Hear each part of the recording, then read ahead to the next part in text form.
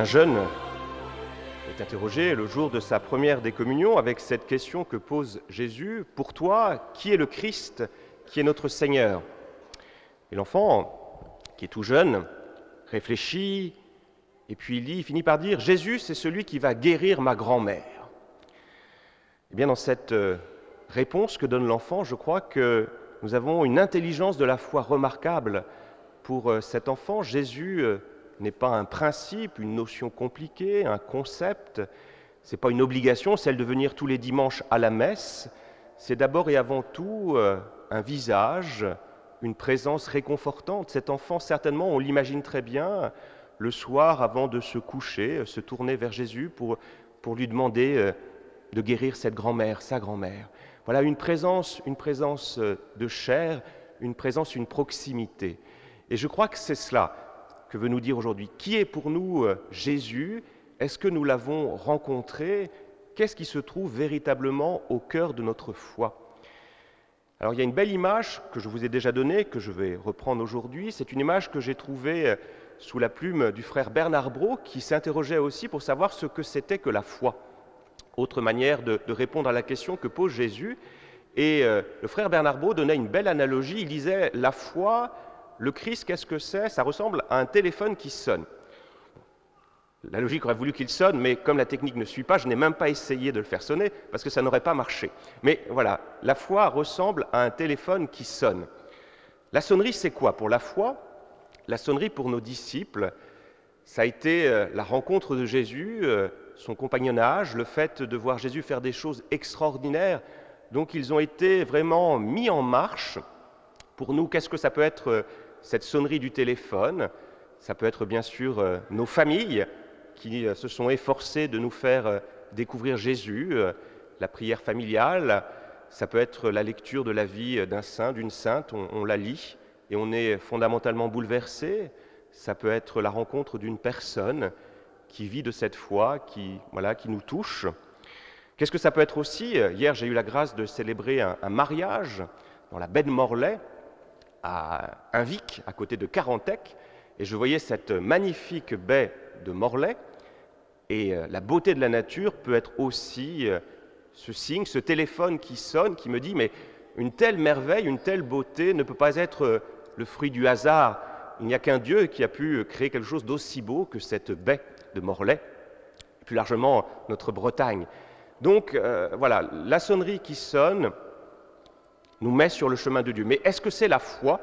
Non, non, c'est pas ça la foi, nous dit le frère Bernard Brault. Qu'est-ce que la foi? C'est faire un pas de plus, c'est le téléphone qui sonne et je décroche.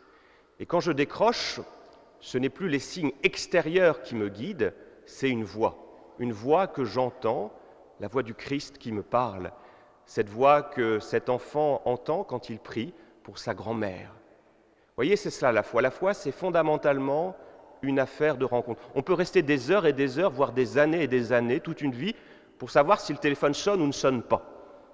Est-ce que Dieu existe et qu'il n'existe pas? Mais voilà, on n'ira pas plus loin si on n'a pas le courage de prendre le téléphone, de décrocher, peut-être tout simplement de se mettre à genoux pour prier, pour s'adresser, pour écouter le Seigneur qui a quelque chose à nous dire. Et c'est cette question donc que Jésus pose à ses disciples: pour vous, qui suis-je? Alors les disciples répondent, mais ils répondent peut-être encore un peu trop rapidement parce qu'ils n'ont pas encore pu expérimenter qui est Jésus, parce que pour le moment, Jésus n'est qu'à la première partie de son ministère, la partie finalement la plus simple. Jésus prêche, il remporte un grand succès dans ses prédications, donc les foules viennent, il guérit, donc tout est simple, tout est facile. Bien sûr, ici ou là, l'opposition commence à se mettre en place, mais rien de bien méchant. Donc pour les disciples, c'est plutôt simple. Donc ils n'ont pas encore pu véritablement expérimenter, rencontrer le Christ. Pour rencontrer le Christ, il va falloir d'abord que Jésus passe par la croix. Il faut que je monte à Jérusalem pour y être crucifié. Alors cet appel a dû terrifier nos apôtres qui refusent de l'entendre. C'est Pierre qui va refuser bien sûr cette parole. Non, la croix, ça ne m'intéresse pas. Que tu fasses des miracles, que ça soit facile, ça je veux bien te suivre. Mais pourquoi faut-il que tu passes par la croix? Pourquoi faut-il que tu passes par la croix?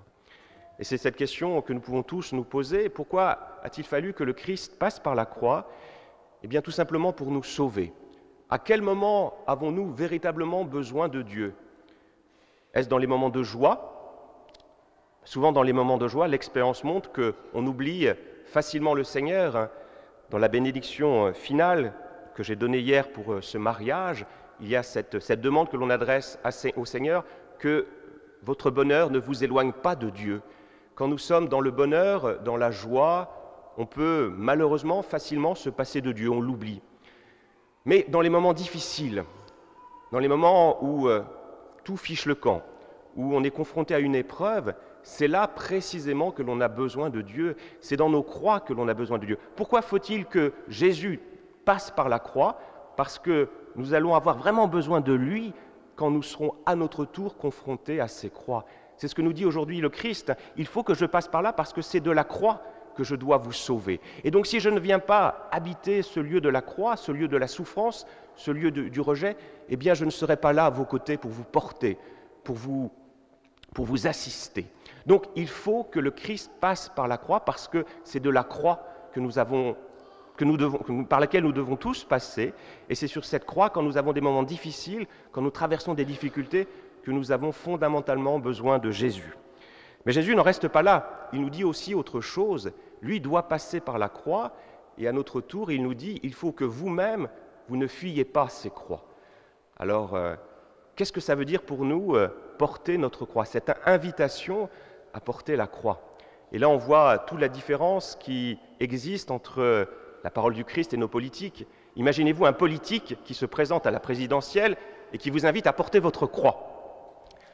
Malheureusement, c'est souvent ce qui se passe quand ils sont élus, mais Jésus, lui, il ne nous ment pas. Il ne nous ment pas, fondamentalement, il faut que vous portiez votre croix. Il faut assumer cette croix. Pourquoi? Tout simplement parce qu'une première raison, c'est que les croix sont malheureusement là. On peut tout faire pour les éviter. Le malheur est souvent tapis à notre porte. Notre condition est marquée par la mort, par la souffrance. On vit dans un monde qui a été abîmé par le péché, par les structures de péché, ce qui fait que le mal est là.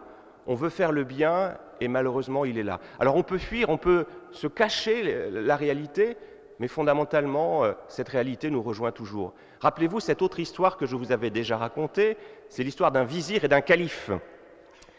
Un vizir vient voir son calife, il a la mine défaite, et il dit « c'est terrible, je viens de rencontrer la mort avec sa faux, et donc cher maître, cher calife, je te demande une seule chose. Permets-moi de quitter Bagdad pour rejoindre Samarcande pour échapper à cette mort. » Donc le calife part ainsi à Samarcande, le vizir part ainsi à Samarcande parce que le calife lui a donné cette autorisation. Et le calife va au-devant de la mort et lui dit « Mais je vais te poser une question, pourquoi comme cela? Pourquoi as-tu fait peur à mon vizir? C'est un homme jeune, pourquoi tu as voulu lui faire peur, le terrifier? Je ne comprends pas. » Et la mort de répondre « En fait, je n'ai pas voulu lui faire peur. Quand je l'ai vu, j'ai été surpris. J'ai vraiment été surpris de le voir à Bagdad, puisque je l'attends dans quelques jours à Samarcande. » Vous voyez, on fuit une réalité, et cette réalité est toujours là.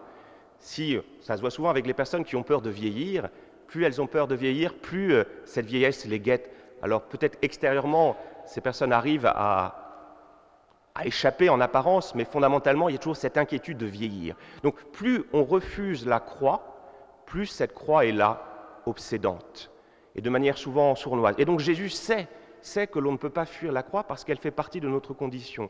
Mais il sait aussi que cette croix, elle peut être traversée.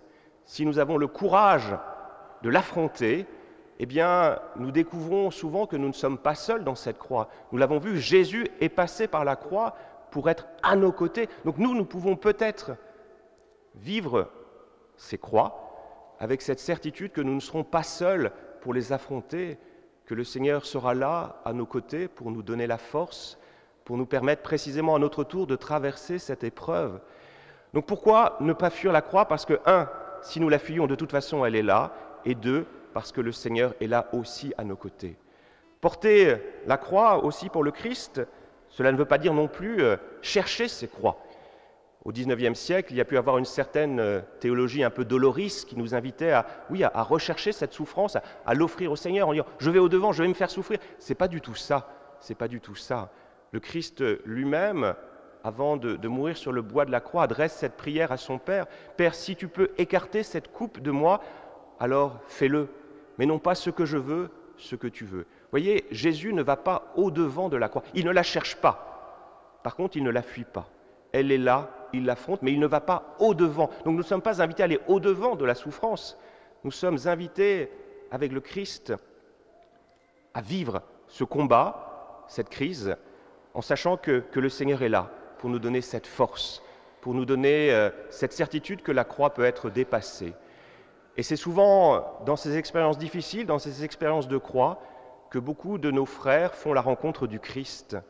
Combien de personnes ai-je rencontrées qui, confrontées à un moment difficile, venaient me voir pour me parler de Dieu, pour me parler de toutes ces questions qu'ils se posaient. Et souvent, cette expérience qu'ils faisaient d'avoir rencontré le Christ, que Jésus était là à leur côté. Mais pour cela, qu'est-ce qu'il a fallu faire? Il aura fallu attendre l'épreuve, la difficulté, pour décrocher le téléphone et pour entendre Jésus qui leur dit « Je suis là, à tes côtés, je ne t'ai pas abandonné ». Alors n'attendons pas précisément à notre tour d'être confrontés à des difficultés, à des croix terribles. Sachons déjà accueillir dès maintenant ce Seigneur qui est là à nos côtés. Il est là dans les moments difficiles, mais il est aussi présent bien sûr dans les moments de joie. Le premier miracle que fait Jésus dans l'évangile de Jean, c'est de transformer l'eau en vin. Donc si nous savons ouvrir notre cœur, si nous savons regarder tout simplement, nous verrons que Dieu ne nous abandonne pas. Il est là tout le temps, dans nos moments de joie, dans nos moments difficiles. Il nous accompagne. Pour vous, qui suis-je ?